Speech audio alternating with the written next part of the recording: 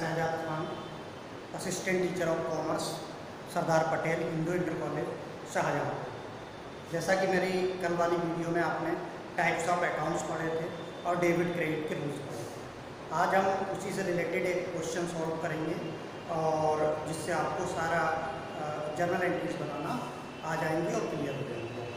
तो हमारा जो क्वेश्चन है, जैसा कि मैंने अकाउंटिंग प्रोसेस में आपको बताया था कि हमारा अकाउंटिंग प्रोसेस जो स्टार्ट होता है वो लेन देन यानी कि ट्रांजैक्शन से स्टार्ट होता है, सौदे से स्टार्ट होता है। तो एक कोई व्यक्ति है वो कुछ लेन देन करता है, कोई ट्रांजैक्शन करता है, उन ट्रांजैक्शन को सबसे पहले जिस बुक में लिखा जाता है उसे प्रारंभिक लेखे की पुस्तक यानी कि जर्नल या रोजनामचा कहा जाता है।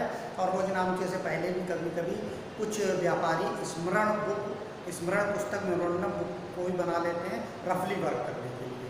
तो अब हम रोजनामचे में इसकी प्रविष्टि करेंगे, रफली वर्क स्मरण बुक नहीं, डायरेक्ट रोजनामचे में ही इसकी प्रविष्टि करेंगे और जर्नल बनाना सीखेंगे। जैसे कि हमारा ट्रांजैक्शन है, क्वेश्चन हमने एक लिया है कि निम्न लेन देनों का अनुज की पुस्तकों में रोजनामचा प्रविष्टि करके दिखाओ। यानी कि अनुज एक व्यक्ति है जिसने कुछ लेन देन किए हैं और इस लेन देनों को आपको अनुज के रोजनामचे में प्रविष्टियां करके दिखाना है। तो सबसे पहला ये जो डेट है आपकी 2017 ईयर है और इसके अगस्त 1 में इसने एक ट्रांजैक्शन किया था। तो इसने पहला ट्रांजैक्शन, पहला जो लेन देन था वो इसने 10,000 रुपये रोकड़ लगाकर अनुज ने व्यापार प्रारंभ किया। 2 तारीख को यानी कि 2 अगस्त को इसने जो लेन देन किया वो मोहन से माल खरीदा 4,000 रुपये का इसने। फिर 3 अगस्त को इसने लेन देन करा था जिसमें हरी को माल बेचा था 4,500 रुपये का। फिर गणेश को माल इसने नकद बेचा था 2,000 रुपये का। फिर माल खरीदा 1,000 रुपये का। फिर माल बेचा 1,500 रुपये का। फिर नीरू से माल नकद खरीदा 200 रुपये का। फिर मजदूरी चुकाई 200 रुपये। वेतन रमेश को दिया इसने 100 रुपये। फर्नीचर खरीदा 500 रुपये का और कमीशन मिला 50 रुपये का इसे अनुज को। तो अब हम इसकी जर्नल एंट्रीज यानी कि रोजनामचा बनाएंगे। तो सबसे पहले ऊपर हम लिखते हैं अनुज का रोजनामचा, या इंग्लिश में लिखेंगे इसे journal in the books of Anuj, journal या journal entries in the books of Anuj. इसके बाद जर्नल में जो कॉलम होते हैं वो 5 कॉलम्स होते हैं। कितने कॉलम होते हैं आपके? 5 कॉलम होते हैं। एक पेज आप लेंगे, उस पेज में पहला कॉलम आप दिनांक के लिए बनाएंगे, थोड़ा छोटा कॉलम बनाएंगे दिनांक के लिए। फिर ये सबसे बड़ा कॉलम होता है। दूसरा कॉलम जो होता है वो विवरण का होता है। तीसरा फिर छोटा सा कॉलम बनाएंगे आप, खाता पृष्ठ संख्या इसमें लिखी जाती है। और चौथा कॉलम और 5वां कॉलम दोनों इक्वल बनाएंगे आप। डेट दिनांक वाले कॉलम और खाता पृष्ठ संख्या से ये कॉलम थोड़े बड़े बनते हैं। तो इसमें पहले में धनराशि लिखी जाती है, डेबिट की धनराशि यानी कि ऋणी पक्ष की धनराशि। दूसरे में धनराशि लिखी जाती है धनी पक्ष की यानी कि क्रेडिट की धनराशि। तो टोटल मिलाकर अगर बात करें हम तो जर्नल में कितने कॉलम होते हैं? 5 कॉलम्स होते हैं। तो अब हम एक एक लेन देन को देखेंगे और उस लेन देन को पहचानेंगे कि इस लेन देन में जो 2 पक्ष हैं, जैसा कि मैंने आपको पिछला वीडियो बनाया था दोहरा लेखा प्रणाली। तो दोहरा लेखा प्रणाली में कोई भी लेन देन 2 लोगों के बीच में होता, एक उसमें से डेबिट हुआ करता और एक उसमें से क्रेडिट। और दोहरा लेखा प्रणाली है ही जिस ऋणी का धनी पक्ष हो और धनी का ऋणी पक्ष हो। कोई भी लेखा जब हम करेंगे तो उसमें 2 लोग प्रभावित होते हैं और लेखे के 2 रूप हुआ करते हैं। उन दोनों रूपों को आपको पहचानना है। जैसा कि पहला लेन देन जो है 10,000 रुपये रोकड़ लगाकर अनुज ने व्यापार प्रारंभ किया।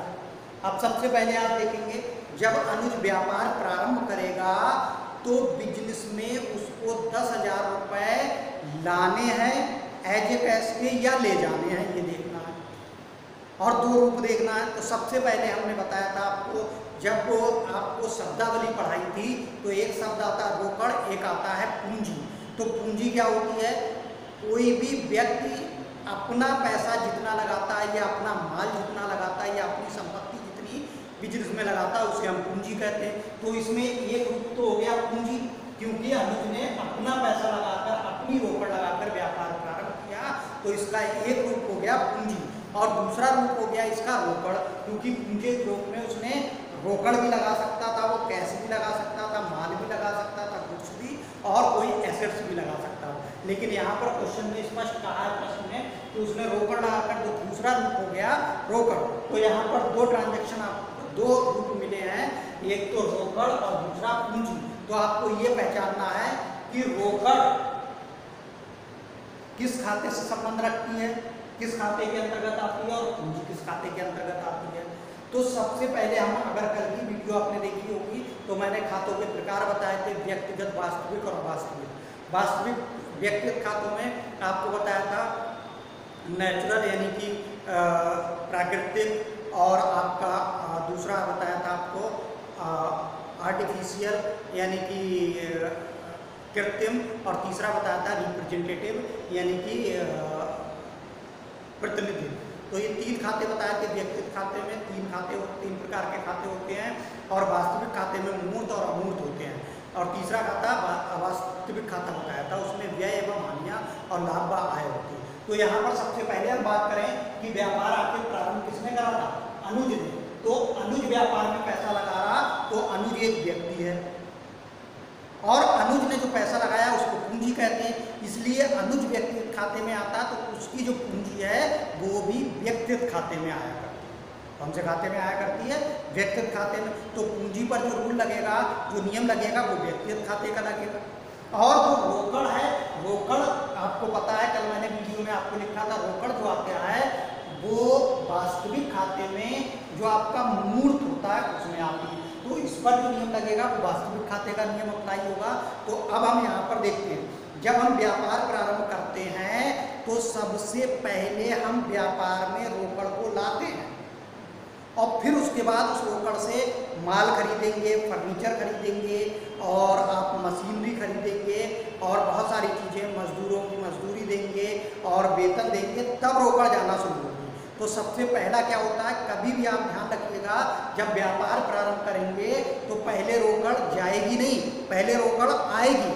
तो रोकड़ जब आई है व्यापार में, बिजनेस में जब रोकड़ आई है, तो रोकड़ पर जो नियम लगता है वो वास्तविक खाते का नियम लगता है, और वास्तविक खाते का नियम होता है आने वाली वस्तु डेबिट और जाने वाली वस्तु क्रेडिट। यानी कि आने वाली वस्तु को ऋणी करते हैं और जाने वाली वस्तु को धनी करते हैं। तो रोकड़ जब आई है तो रोकड़ खाते को हम क्या करेंगे? ऋणी करेंगे। तो क्या एंट्री बनी है आपकी, क्या लिखा हुआ, क्या रोजनामचे में प्रविष्टि हुई? रोकड़ खाता ऋणी। रोकड़ खाता ऋणी कितने रुपए से? 10,000 रुपए से। यहाँ पर ऋणी वाली साइड में, ऋणी वाले कॉलम में 10,000 रुपए लिखी हुई। अब आप देखेंगे धनी भी करना है, क्योंकि डबल एंट्री सिस्टम जब मैंने आपको पढ़ाया था, दोहरा लेखा प्रणाली, तो डेबिट का क्रेडिट पक्ष और क्रेडिट का डेबिट पक्ष होना चाहिए, ऋणी का धनी और धनी का ऋणी होना चाहिए। लेकिन अभी केवल आपने ऋणी किया है, धनी भी करना पड़ेगा। और धनी, और ये भी मैंने बताया था, कोई भी लेन देन के दो रूप होते हैं। तो ये रूप तो आपको रोकड़ मिल गया था, रोकड़ आपको ऋणी कर दिया था। अब आप देखेंगे धनी, तो धनी में जो अनुज है, अनुज ने व्यापार को पैसा दिया है, तभी तो व्यापार में पैसा आया। अगर व्यापार से पैसा लेता तो व्यापार से चला जाता। तो अनुज ने पैसा दिया है, और अनुज पे जो नियम लगता है वो व्यक्तिगत खाते का लगता है, और व्यक्तिगत खाते का नियम है पाने वाले को ऋणी और देने वाले को धनी। तो अनुज ने जब दिया है पैसा, तो अनुज के खाते को धनी करना चाहिए। लेकिन मैंने कल आपको बताया था, अनुज के रोजनामचे में अनुज का नाम नहीं आएगा। तो अनुज ने जब पैसा कोई मालिक अपना लगाता है तो उसे हम क्या कहते हैं? पूंजी। तो अनुज के स्थान पर पूंजी खाते को धनी करेंगे। तो क्या आपका लिखा होना, यानी कि रोकड़ खाता ऋणी और पूंजी खाते का। जब भी हम व्यापार शुरू करेंगे रोकड़ में, तो यही एंट्री बनती है, रोकड़ खाता ऋणी और पूंजी खाते का। अब यहाँ पर भी थोड़ा सा आप समझ लीजिएगा, कभी कभी इसने रोकड़ से नहीं माल से व्यापार शुरू करा, तो यहाँ पर व्यापार में जो आता रोकड़ की जगह पर माल आता, तो यहाँ पर लिख देते माल खाता ऋणी, पूंजी खाते का 10,000। माल खाता ऋणी, पूंजी खाते का 10,000 रुपए। अब कभी कभी उसने माल से नहीं व्यापार शुरू करा, बल्कि उसके पास संपत्तियां थी, एसेट्स थी, एसेट्स से व्यापार शुरू करा। और एसेट्स के कोई नाम है तो नाम सही, नहीं तो खाली संपत्ति अगर उसने कहा है कि संपत्ति से व्यापार शुरू करा, तो यहाँ पर लिख देंगे संपत्ति खाता ऋणी और पूंजी खाते का 10,000। आई थिंक आपको ये बात समझ में आ गई होगी। यानी कि जिस चीज़ से व्यापार शुरू करा जाता है, व्यापार में वही चीज़ आती है। रोकड़ आई है तो रोकड़ खाता ऋणी, माल आया तो माल खाता ऋणी, और संपत्ति आई है तो संपत्ति खाता ऋणी खाता। आ गया समझ में पहला ट्रांजैक्शन। अब यहाँ पर अगर बात करें हम, देखिए रोकड़ पर जो नियम लगा है वो लगा है वास्तविक खाते का। तो रोकड़ का अगर हम प्रकार बताएंगे रोकड़ खाते का तो कौन सा हो गया, वास्तविक खाता। पूंजी खाते पर जो नियम लगा है वो लगा है आपका व्यक्तिगत खाता। तो पूंजी किस खाते के अंतर्गत आती है, किस खाते से संबंधित है, किस खाते, कौन सा रूप है पूंजी का, व्यक्तिगत खाते का। ये क्लियर हो गया। अब इसमें हम नीचे नरेशन लिखेंगे। नरेशन सेम आपको जो यहाँ पर लिखा हुआ था वही लिख देनी है, रोकड़ से व्यापार प्रारंभ किया। क्लियर। नेक्स्ट एंट्री देखिएगा, मोहन से माल खरीदा। तो यहाँ पर देखिए 2 अगस्त को इसमें एक लेन देन और करा था, उसको भी आपको रिकॉर्ड करना है जर्नल में। यानी कि जर्नल क्या होती है, जिसमें जो आपके लेन देन होते हैं उसको डे बाई डे यानी कि डेट बाई डेट रिकॉर्ड करा जाता है। तो देखिए 1 अगस्त को ये रिकॉर्ड हो गया, 2 अगस्त को अब ये रिकॉर्ड होगा, इसकी एंट्री बनेगी। तो 2 अगस्त को मोहन से माल खरीदा। तो यहाँ पर आपको ये देखना है, सबसे पहले आपको ये पहचानना होता है कि इसमें 2 रूप कौन कौन से होंगे, 2 रूप कौन कौन से होंगे भाई। एक को डेबिट करना होता है, एक को क्रेडिट। जो खाते कौन कौन से प्रभावित हो रहे हैं, एक को डेबिट करना होता है, एक को क्रेडिट करना होता है। और वो खातों, उन खातों का संबंध कौन से खाते से है, उन दोनों रूपों का संबंध कौन से खाते से है, व्यक्तिगत, वास्तविक या अवास्तविक। तो यहाँ पर देखिए मोहन से माल खरीदा। अब यहाँ पर आपको ये देखना है कि माल उधार खरीदा है या नगद खरीदा। तो इसके लिए मैं एक एग्जाम्पल देता हूँ कि आप अगर किसी बुक सेलर की दुकान पर जाते हैं और उससे एक बुक 200 रुपये की खरीदते किताब, ठीक है, आपने बुक खरीदी और 200 रुपये दे दिए। क्या वो आपसे आपका नाम पूछेगा, कहाँ रहते हैं, एड्रेस वगैरह ये पूछेगा? कुछ नहीं पूछेगा, क्योंकि उसे 200 रुपये मिल गए। लेकिन अगर आपने उससे बुक खरीदी और उससे कहा ये 200 रुपये मैं आपको कल दे दूंगा या 10 दिन के बाद दे दूंगा या 1 महीने के बाद पे कर दूंगा, तो ऐसी कंडीशन में वो बुक सेलर आपसे आपका नाम भी पूछेगा, एड्रेस भी पूछेगा, पिताजी का नाम भी पूछेगा, सब कुछ पूछेगा। तो इससे क्या बात क्लियर हुई, नाम तब पूछा जाता है जब कोई हम उधार ट्रांजैक्शन करते हैं। यानी क्वेश्चन में अगर ये नगद या उधार का शब्द नहीं लिखा है और आपको पहचानना, तो अगर किसी व्यक्ति का नाम उसमें आया है तो उधार खरीदना बेचना हुआ है, अगर नाम नहीं आया है तो नगद खरीदना बेचना हुआ है। जब नगद और उधार शब्द ना दिया हो हमें पहचानना, और जब दिया हो तो नगद दिया तो नगद, उधार दिया तो उधार। जैसा कि इसमें मोहन से माल खरीदा, इसमें ये भी लिखा था उसने कि नगद माल खरीदा था या उधार माल खरीदा था। तो हमें पहचानना होगा, तो कैसे पहचानेंगे, मोहन का नाम दिया है इसलिए उधार माल खरीदा। तो जब उधार माल खरीदा है तो इसमें एक तो रूप हो गया मोहन और एक रूप हो गया माल। तो माल हमारे पास आया है और मोहन ने माल को दिया, मोहन ने माल को दिया है। तो अब माल पर जो नियम लगता है वो लगता है आपका वास्तविक खाते का, और मोहन पर जो नियम लगेगा वो लगेगा आपका व्यक्तिगत खाते का। वास्तविक खाते का नियम है आने वाली वस्तु डेबिट, जाने वाली वस्तु क्रेडिट। तो आप अनुज की रोजनामचे में प्रविष्टि कर रहे हैं, तो अनुज के पास माल आया है इसलिए आने वाली वस्तु डेबिट यानी माल खाता ऋणी। अब जब माल आपने खरीदा है तो खरीदने को क्रय भी कहते हैं। तो या तो आप माल खाता लिख दीजिए या क्रय खाता, बल्कि बेहतर ये होगा, अच्छा ये होगा कि क्रय खाता लिखा करें, लेकिन एक ही लिखेंगे दोनों में से, दोनों ना लिखे, मैंने एग्जाम्पल के लिए। तो क्या एंट्री बन गई, क्रय खाता ऋणी। अब देखना है जब अनुज ने खरीदा है तो माल को दिया किसने, मोहन ने, और व्यक्तिगत खाते का नियम है पाने वाले को ऋणी करते हैं, देने वाले को धनी करते हैं। तो यहाँ मोहन जो है वो देने वाला है, देने वाले को धनी कर दिया, यानी कि मोहन का। कभी भी किसी व्यक्ति के आगे खाते का नाम खाता नहीं लिखते, इसलिए यहाँ पर लिख दिया मोहन का। क्या एंट्री बन गई आपकी, क्रय खाता ऋणी मोहन का। कितने रुपए, 4500। ये ऋणी में लिख देंगे, ये धनी में 4500 लिख दिया है। इसके बाद नेक्स्ट एंट्री देखिए, हरि को माल बेचा। इसमें भी नकद और उधार नहीं दिया हुआ था, हरि का नाम आया था इसलिए हरि को उधार माल बेचा। तो हरि को जब उधार माल बेचा, एक को यहाँ पे हरि एक 2 खातों को प्रभावित करता है कोई भी लेन देन, तो एक तो हरि हो गया और एक माल को बेचना हो गया। तो माल जो आता है वो आता है आपका वास्तविक खाते से संबंधित होता है। हरि पे जो नियम लगेगा वो व्यक्तिगत खाते का नियम रहेगा, क्योंकि हरी एक व्यक्ति है। तो व्यक्तिगत खाते का नियम होता है आने वाले को ऋणी करते हैं, तो यहाँ पर हरी ऋणी हो गया, हरी ऋणी हो गया। और धनी क्या होगा, माल हमारे पास से जाएगा, क्योंकि जब हम बेच रहे हैं तो जाएगा माल। अब जब माल जाएगा तो आने वास्तविक खाते का नियम है आने वाली वस्तु ऋणी और जाने वाली वस्तु धनी। तो माल खाते को क्या करेंगे यहाँ पर धनी, यानी कि माल खाता, या इसे लिखेंगे जब माल बेचेंगे तो विक्रय लिखेंगे, तो विक्रय खाते का, विक्रय खाते का। तो ये भी हो गई हरी ऋणी और माल खाते विक्रय खाते का 4,500। अब यहाँ पर दो चीज़ें आपको ध्यान में रखना है। मैंने आपको बताया कि एक शब्दावली वाला जो वीडियो मैंने बताया था, उसमें मैंने दो नाम आपको बताए थे, एक देनदार और एक लेनदार। लेनदार कौन व्यक्ति होता है, ऐसा व्यक्ति जो कुछ समय के बाद हमसे पैसे लेने आए, वो लेनदार होता है। लेनदार का मतलब होता है क्रेडिटर्स। क्या होता है इंग्लिश में, क्रेडिटर। और क्रेडिट का शॉर्ट फॉर्म होता है क्रेडिट। तो जो व्यक्ति हमसे लेने आएगा वो कहीं ना कहीं पुस्तकों में क्रेडिट होगा, तभी तो वो हमारा क्रेडिटर्स बना होगा। तो यहाँ पर जरा ध्यान दें, जब हमने ये माल खरीदा है मोहन से उधार, तो मोहन थोड़े समय के बाद हमसे पैसा लेने तो आएगा, इसीलिए यहाँ पर मोहन क्रेडिट हुआ। ये का मतलब होता है क्रेडिट। तो मोहन क्या हुआ यहाँ पर, क्रेडिट, क्योंकि मोहन थोड़े समय के बाद हमसे पैसे लेने आएगा।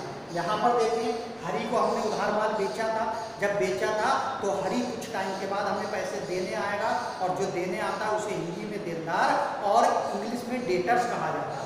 और डेटर्स की शॉर्ट फॉर्म होती है डेबिट, और डेबिट को ऋणी कहा जाता है। तो ये हमारा ऋणी है, हमें पैसे देने आएगा, इसलिए हरी को यहाँ पर ऋणी करा, क्योंकि उधार माल बेचा। इसके बाद नेक्स्ट एंट्री देखिएगा आप, गणेश को माल नकद बेचा। अब नकद जब बेचेंगे तो ना ही कोई व्यक्ति हमसे पैसा लेने आएगा, ना कोई व्यक्ति हमें पैसा देने आएगा। तो यहाँ पर जो दो रूप होंगे वो यहाँ पर गणेश नहीं होगा, क्योंकि गणेश अगर रूप होगा तो गणेश को हमें डेबिट क्रेडिट करना पड़ेगा, और जिसे डेबिट करते हैं वो डेटर्स होता है, कुछ समय के बाद पैसा देने आएगा। और जो क्रेडिट होता है वो क्रेडिटर्स यानी कि लेनदार होगा, कुछ समय के बाद पैसा लेने आएगा। तो यहाँ पर गणेश को क्योंकि नकद माल बेचा, और नकद माल बेचने पर ना ही गणेश पैसे लेने आएगा, ना गणेश पैसे देने आएगा। तो यहाँ पर जो दो रूप होते हैं, एक तो नकद, नकद को हिंदी में रोकड़ कहा जाता है, और एक माल, ये दो रूप होते हैं। गणेश का रूप नहीं होगा। किसी व्यक्ति का रूप खाते में तभी होता है जब उसको उधार माल बेचते हैं या उधार माल खरीदते हैं, तब वो व्यक्ति आता है, क्योंकि उसमें रोकड़ का आना जाना नहीं हुआ करता। लेकिन जब नकद बेच के खरीदते हैं तो उसमें रोकड़ का आना जाना होता, तो एक रूप रोकड़ होता है, और दूसरा रूप जो चीज़ खरीदी है, जो चीज़ बेची है, वो हुआ करता है। तो यहाँ पर एक तो नकद यानी रोकड़, एक माल। तो जब हम माल बेच रहे हैं तो बेचने से रोकड़ तो हमारे पास आएगी, और रोकड़ पर जो नियम लगेगा वो वास्तविक खाते का नियम लगेगा, आने वाली वस्तु डेबिट। माल हमारे पास से जाएगा, माल पर भी वास्तविक खाते का नियम लगेगा, जाने वाली वस्तु क्रेडिट। तो क्या एंट्री बन जाएगी, रोकड़ खाता ऋणी, और जब माल बेच रहे हैं तो बेचने को मैंने बताया था विक्रय खाता, हमने क्रय और विक्रय ही लिखेंगे। तो यहाँ पर विक्रय खाते का कितना, 2000 रुपये अमाउंट था, 2000 रुपये। अब यहाँ पर देखें माल खरीदा, अब ये केवल माल खरीदा लिखा हुआ है, इसमें किसी व्यक्ति का नाम नहीं दिया। अगर व्यक्ति का नाम दिया होता तो उधार खरीदा होता, व्यक्ति का नाम नहीं दिया तो नकद खरीदा। और नकद खरीदने का मतलब होता है उसके दो रूप होते हैं, एक रोकड़ और एक जो चीज़ खरीदी बेची है वो। तो यहाँ पर माल खरीदा, दूसरा रूप हो गया माल। तो रोकड़ और माल दोनों पर वास्तविक खाते का नियम लगता है, और वास्तविक खाते का नियम होता है आने वाली वस्तु डेबिट, आने वाली वस्तु डेबिट और जाने वाली वस्तु क्रेडिट, आने वाली वस्तु ऋणी और जाने वाली वस्तु धनी। तो यहाँ पर माल खरीदना, खरीदने को क्रय कहा जाता है। तो माल आया तो माल आने को क्रय देंगे, आने वाली वस्तु को डेबिट ऋणी कर देंगे, क्रय खाता ऋणी और रोकड़ खाते का 1000 रुपये का। इसके बाद देखिए यहाँ पर आता है माल बेचा। तो माल बेचा, यहाँ पर भी किसी का नाम नहीं दिया है। जब नाम नहीं दिया तो इसका मतलब माल नकद बेचा। नकद बेचने पर हमारे पास रोकड़ आएगी, जब रोकड़ आएगी तो एक रूप रोकड़ हो गया, रोकड़ पर नियम वास्तविक खाते का। माल जाएगा तो दूसरा रूप माल हो गया, माल पर भी वास्तविक खाते का। वास्तविक खाते का नियम है आने वाली वस्तु डेबिट ऋणी और जाने वाली वस्तु धनी। तो आया क्या है हमारे पास, रोकड़। तो एंट्री बन गई आपकी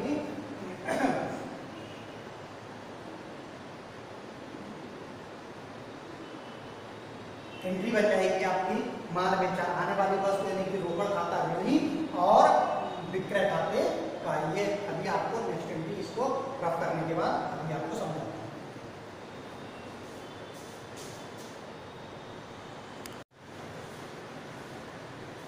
अब आप देखिएगा नेक्स्ट एंट्री आपकी जो 6 अगस्त को है वो है माल बेचा। तो यहाँ पर आप देख रहे हैं कि माल बेचा, इसमें कोई नाम नहीं दिया हुआ है। अगर नाम दिया होता तो उधार माल बेचा था, लेकिन नाम नहीं दिया तो इसे हम समझेंगे नकद माल बेचा।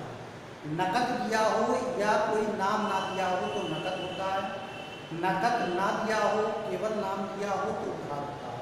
तो यहाँ पर नकद माल बेचा, जब नकद माल बेचेंगे तो यहाँ पर 2 रूप से काउंट के। नकद माल बेचने से माल हमारे पास से जाएगा और रोकड़ हमारे पास आएगी।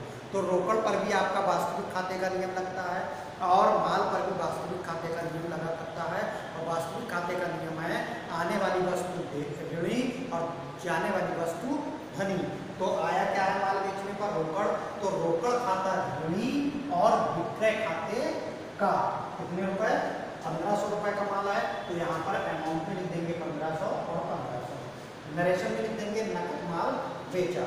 इसके बाद नेक्स्ट देखिएगा 7 अगस्त को इसमें अनुज ने जो ट्रांजेक्शन करा था वो नीलू से माल नकद खरीदा। यहाँ पर देखेंगे आप, यहाँ नकद वर्ड दे दिया है।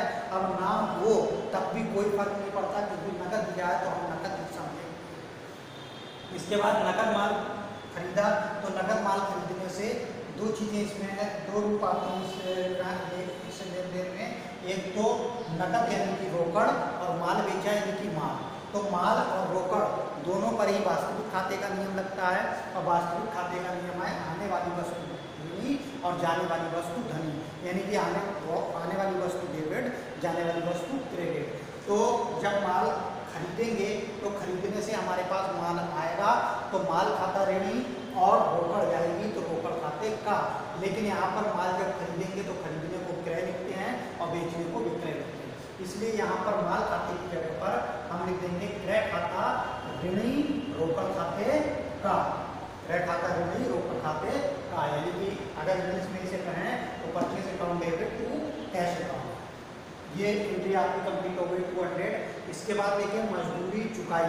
अब मैंने आपको बताया था तीसरा जो हमारा अकाउंट होता है वो नॉमिनल अकाउंट यानी कि अवास्तविक खाता होता है। और अवास्तविक खाते में जितने भी व्यय होते हैं यानी कि खर्चे होते हैं और जितनी भी इनकम यानी कि आय होती हैं उनको रखा जाता है। जैसे फॉर एग्जाम्पल मजदूरी, वेतन, कमीशन, ब्याज, इसके अलावा कटौती, इसके अलावा भाड़ा, किराया, इन सब को जो रखा जाता है वो नॉमिनल अकाउंट यानी कि अवास्तविक खाते में इनको रखा जाता है। इस पर जो रूल अप्लाई होता है, जो नियम लगता है वो अवास्तविक खाते का लगा करता है। तो इसमें देखिए मजदूरी चुकाई। जब हम मजदूरी किसी को चुकाते हैं तो इसके भी 2 रूप होते हैं क्योंकि दोहरा लेखा प्रणाली में हमने बताया था आपको कि जितने भी हम लेन देन करते हैं उसमें 2 रूप हुआ करते हैं। एक को डेबिट करा जाता है और एक को क्रेडिट। एक को ऋणी करा जाता है और एक को धनी। डेबिट को ऋणी कहते हैं और क्रेडिट को धनी कहते हैं। तो यहाँ पर आप देखें 2 रूप हो गए मजदूरी चुकाई। एक मजदूरी हो गया और दूसरा हो गया आपका रोकड़। तो मजदूरी जब चुकाएंगे तो रोकड़ हमारे पास से जाएगी यानी कि अनुज, हम कौन हैं? अनुज हैं। तो अनुज के पास से रोकड़ जाएगी और रोकड़ जब जाएगी तो रोकड़ पर जो नियम लगेगा वो वास्तविक खाते का लगेगा और मजदूरी पर जो नियम लगेगा वो लगेगा अवास्तविक खाते का। तो अवास्तविक खाते का नियम है व्यय व हानियां डेबिट। तो मजदूरी जब हम चुका रहे हैं, किसी को हम दे रहे हैं तो मजदूरी हमारे लिए व्यय है और जब हमें मजदूरी अगर किसी व्यक्ति से मिलती तो वो हमारे लिए आय होती। तो मजदूरी क्योंकि हमने चुकाई थी और चुकाने पर मजदूरी हमारे लिए क्या है? व्यय है। तो व्यय क्या होगा? डेबिट होगा, ऋणी होगा। तो मजदूरी खाता तो ऋणी कर दिया और मजदूरी के रूप में हमारे पास से रोकड़ गई है और रोकड़ पर वास्तविक खाते का नियम लगेगा और वास्तविक खाते का नियम है आने वाली वस्तु ऋणी और जाने वाली वस्तु धनी। तो रोकड़ खाते को धनी करेंगे और धनी के लिए लिखा जाता है का, यानी कि रोकड़ खाते का 200 रुपये 200 रुपये। इसके बाद आता है वेतन रमेश को दिया। अब यहाँ पर आप कंफ्यूज कभी कभी हो सकते हैं कि रमेश का नाम आया है तो रमेश को वेतन उधार दिया। अरे भाई, रमेश को जब वेतन दिया है तो देने का मतलब नकद दे दिया, उधार कहाँ होगा? तो इसमें वेतन दिया, मजदूरी दी, अगर इनमें किसी का नाम भी आ जाता है तो उधार नहीं होता। उधार तब होता है रमेश को वेतन देना है, ये उधार होगा। कि कुछ समय के बाद देना है तो देना है, लेकिन यहाँ पर उधार नहीं है। यहाँ पर रमेश को वेतन दिया का मतलब है नकद दे दिया, और नकद जब वेतन देंगे तो उसमें दो रूप होंगे, एक वेतन और एक रोकड़। रमेश का कोई रूप नहीं है, कोई नाम नहीं है, यहाँ पर कोई भी नाम रिकॉर्ड नहीं किया जाएगा जर्नल एंट्री में या रोजनामचे में कोई नाम नहीं आएगा। तो यहाँ पर वेतन दिया, तो वेतन देने का मतलब है वेतन पर जो नियम लगेगा वो आपका अवास्तविक खाते का लगेगा। अवास्तविक खाते का नियम होता है व्यय व हानि डेबिट। तो जब हम वेतन किसी को दे रहे हैं तो व्यय है वेतन, इसलिए वेतन को ऋणी करेंगे, वेतन खाता ऋणी। और इसके बाद वेतन के रूप में हमारे पास से क्या जाएगी रोकड़, तो रोकड़ खाते का, यानी कि वेतन खाता ऋणी रोकड़ खाते का। नरेशन में लिख देंगे वेतन दिया, यहाँ पर मजदूरी दी, यहाँ पर माल खरीदा, यहाँ पर माल नकद माल बेचा, नकद माल खरीदा। ये इसकी नरेशन लिख दी जाती है, यानी कि नीचे नरेशन लिख दी जाती है। इसके बाद आता है फर्नीचर खरीदा। तो फर्नीचर जब खरीदेंगे तो यहाँ पर भी देखिए इस लेने के दो रूप होंगे, एक तो फर्नीचर खरीदने पर फर्नीचर तो हमारे पास आएगा, रोकड़ हमारे पास से जाएगी। तो फर्नीचर पर जो नियम लगे अप्लाई होता है, जो नियम लगता है वो वास्तविक खाते का लगता है, और रोकड़ पर भी वास्तविक खाते का लगता है। क्योंकि फर्नीचर हमारी संपत्ति है, संपत्तियों पर जो नियम लगते हैं वो वास्तविक खाते के लगते हैं। तो वास्तविक खाते का नियम क्या हुआ, आने वाली वस्तु ऋणी और जाने वाली वस्तु धनी। जब फर्नीचर खरीद रहे हैं तो फर्नीचर हमारे पास आएगा तो फर्नीचर खाता ऋणी, और रोकड़ हमारे पास जाएगी रोकड़ खाते का 500 रुपये। इसके बाद देखो, अच्छा ऐसे ही यहाँ पर ये होता फर्नीचर बेचा, तो फर्नीचर बेचने पर क्या होता, फर्नीचर हमारे पास से जाता और रोकड़ आती, तो एंट्री बन जाती है रोकड़ खाता ऋणी, आने वाली वस्तु डेबिट और जाने वाली वस्तु हो जाती फर्नीचर, फर्नीचर खाते का। इसके बाद देखिए, इसके बाद आता है आपका कमीशन। तो कमीशन मिला, जब कमीशन आपको किसी से मिलेगा तो कमीशन पर भी जो नियम अप्लाई होता है, जो नियम लगता है वो अवास्तविक खाते का लगता है। और अवास्तविक खाते का नियम है व्यय व हानियाँ ऋणी और आय व लाभ धनी। तो कमीशन जब हमें मिल रहा है तो ये हमारे लिए आय हो गई, और आय को हम क्या करेंगे, धनी करेंगे। तो कमीशन तो धनी हो जाएगा। अब कमीशन के रूप में हमें मिलेगा क्या, रोकड़। दूसरा इसका रूप क्या है, रोकड़। तो रोकड़ हमारे पास आएगी, और रोकड़ पर जो नियम लगता है वो आपका वास्तविक खाते का लगता है। तो वास्तविक खाते का नियम है आने वाली वस्तु ऋणी। तो रोकड़ हमारे पास आई है, रोकड़ खाता ऋणी, और कमीशन हमारे पास हमारे लिए आय है, इसलिए कमीशन खाते का 50 रुपये। नरेशन में लिख देंगे कमीशन मिला। ये आप डेट यहाँ पर लिख देंगे, ईच एंड इसमें जो यहाँ पर डेट लिखी हुई है, यह आपका क्वेश्चन कंप्लीट हो जाता है। अब यहाँ पर भी अगर आप इस क्वेश्चन में देखें, देखिए रोकड़ पर आपने कौन से अकाउंट का नियम लगाया है, वास्तविक खाते का। तो रोकड़ का संबंध किससे होता है, वास्तविक खाते से। विक्रय पर कौन सा नियम लगाया, वास्तविक खाते का, यानी विक्रय माल है तो माल पर भी वास्तविक, तो माल का संबंध भी इससे होता है वास्तविक खाते से। क्रय पर, क्रय भी माल है, माल वास्तविक खाता, यहाँ पर भी वास्तविक खाते का। मजदूरी जो है वो अवास्तविक खाता होता है, रोकड़ जो होता है वो वास्तविक खाता होता है। वेतन अवास्तविक खाता है, लेकिन नाममात्र खाता जिसे कहते हैं ये होता है रोकड़, वास्तविक खाता। फर्नीचर हमारा वास्तविक खाता होता है क्योंकि संपत्ति है, रोकड़ हमारा वास्तविक खाता, रोकड़ वास्तविक खाता होता है। कमीशन हमारा अवास्तविक या नाममात्र खाता होता है। तो हमें ये पहचानना भी आना चाहिए कि तभी हम जनरल एंट्रीज बना पाएंगे। इसके बाद देखिए, ये आपका क्वेश्चन कंप्लीट हो गया। अब सारे स्टूडेंट से मेरा अनुरोध है कि आप इस क्वेश्चन को, इस वीडियो को 3-4 बार रिपीट करके देखें। 3-4 बार आप देखेंगे तो ये पूरा जनरल एंट्रीज बनाना आपको बहुत ईजीली समझ में आ जाएंगे। और इसके साथ साथ में आपको इस क्वेश्चन को, फिर इस पूरे क्वेश्चन को कॉपी पर लिखना है, और कॉपी पर लिखने के बाद ये फॉर्मेट जर्नल एंट्री का जो रोजनामचे का है वो लाइनिंग बनाना है। एक पेज पर 5 कॉलम होते हैं, इसका दिनांक, विवरण, खाता पृष्ठ, धनराशि। ये कॉलम बनाने के बाद फिर इस क्वेश्चन को 2 बार आप करें कॉपी पर, और उसका फोटो खींचकर मुझे मेरे पर्सनल व्हाट्सएप नंबर पर भेजें। इससे मुझे पता लगे आपका फीडबैक आपको कितना समझ में आ रहा।